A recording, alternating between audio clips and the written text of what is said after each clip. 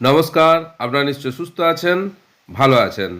আপনারা সকলেই জানেন যে 28শে মে এবং 29শে মে উত্তরবঙ্গ এবং দক্ষিণবঙ্গের সমস্ত জেলার ডিআইদের সঙ্গে শিক্ষা দপ্তরের যে একটা ভার্চুয়াল মিটিং হওয়ার কথা ছিল, তার পরিপ্রেক্ষিতে যে সমস্ত তথ্য উঠে আসছে তা আপনাদের সঙ্গে শেয়ার করছি। ওই ভার্চুয়াল মিটিং থেকে উঠে আসা তথ্য যা সামনে আসছে তা হলো মিড ডে মিল থেকে পড়াশোনার মান নজরদারি চালাবে রাজ্য, জোর স্কুল পরিদর্শনে। কি সেই সংবাদ বিভিন্ন মাধ্যমে এসেছে তার ডিটেলসে দেখে নেওয়া যাক। মিড ডে মিল থেকে পঠন পাঠন কেমন চলছে স্কুলগুলি, পরিদর্শনের মাধ্যমে এবার নজরদারি চালানো হতে পারে। সূত্রের খবর, স্কুল পরিদর্শকদের মাধ্যমে স্কুলের উপর নজর রাখতে চাইছে রাজ্য সরকার। জেলা পরিদর্শকদের সঙ্গে স্কুল শিক্ষা দপ্তরের এক বৈঠকে তাঁদের এই বার্তা দেওয়া হয়েছে। স্কুলের সার্বিক উন্নয়নে স্কুল পরিদর্শনের পাশাপাশি ছাত্রছাত্রীদের মধ্যে দেশাত্মবোধ জাগ্রত করার জন্য বন্দে মাতরম গান পুরোটাই প্রার্থনার সময় গাইতে হবে বলে নির্দেশ দেওয়া হয়েছে।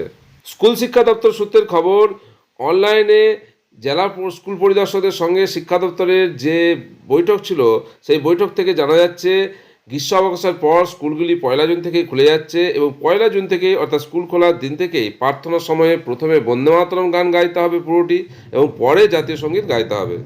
এরই পাশাপাশি স্কুল পরিদর্শনেও জোর দেওয়া হয়েছে।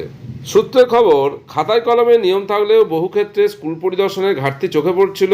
নানা কাজের চাপে পরিদর্শন সন্তোষজনক হচ্ছিল না বলেই খবর। তাই মিড ডে মিল, স্কুলের সার্বিক পরিকাঠামো, শিশুদের পড়ার ক্ষমতা, শিক্ষক ও পড়ুয়াদের উপস্থিতি সব বিষয়ে পর্যালোচনা করতে হবে বলে জানান দপ্তরের এক কর্তা। এছাড়া রাজ্যে যেসব স্কুলে পড়ুয়ার সংখ্যা শূন্য তার বিস্তারিত তালিকা জেলা শাসকদের থেকে চেয়ে পাঠানো হয়েছে বলে খবর। তবে ওই সব স্কুলের ক্ষেত্রে কী ব্যবস্থা নেওয়া হবে সে বিষয়ে কোনো আলোচনা হয়নি বলেই খবর।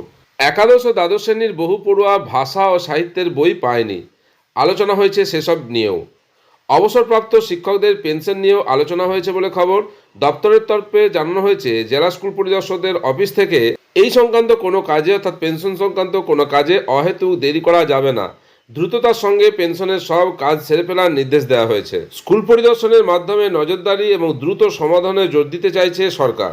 শিক্ষা দপ্তরের সঙ্গে সমস্ত জেলার ডিআইদের যে অনলাইন বৈঠক ছিল, অনলাইন বৈঠকের পর যে সমস্ত তথ্য সামনে উঠে এসেছে তা আপনাদের সঙ্গে শেয়ার করলাম। আপনারা সকলে সুস্থ থাকুন, ভালো থাকুন।